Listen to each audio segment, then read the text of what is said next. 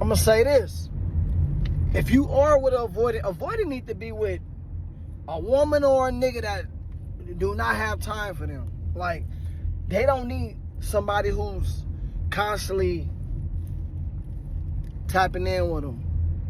And I was like, man, get a drug dealer. get a nigga that ain't got no time. Like, no, seriously, because too much time seems like it's too clingy. Too much time together is too clingy. Too much hitting them up is it's overbearing. Like, and don't let them talk about they can't talk about relationships. Avoidance, if you're with somebody who's an avoidant, the attachment style is avoidant, they can't talk about relationships. They can talk about everything else. They can talk about parties. They can talk about trying to get some money. They can talk about credit. They can't talk about feelings. They shut down when you talk about feelings. When you talk about relationships and what's going on within the relationship, they can't talk about it. So they rather not talk about it. So they rather avoid you, right? They rather avoid you. And you wonder why they don't want to talk. It's not that they can't communicate. It's just too vulnerable for them. I think people with this attachment style should really seek therapy.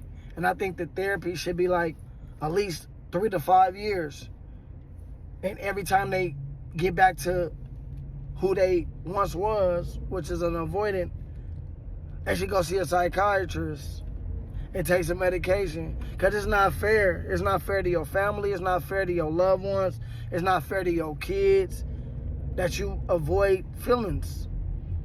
It's like nobody's feelings really matter but yours. But then again, you avoid your own feelings.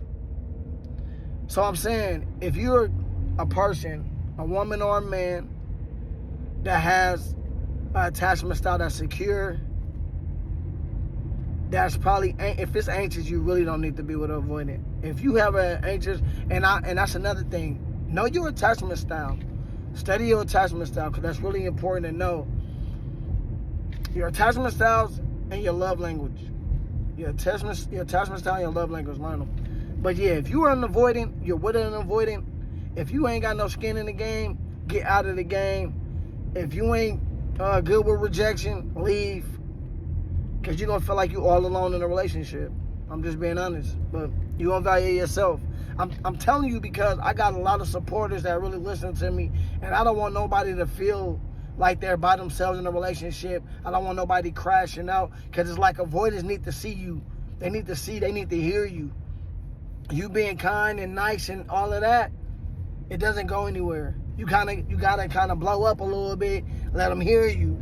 They want to feel you with your aggressiveness. And if you're not that type of person, then back out and get somebody who's willing to allow you to be you, without you having to be aggressive, without you trying to force a relationship, without you saying, I need this from you, and they just avoid everything you're saying.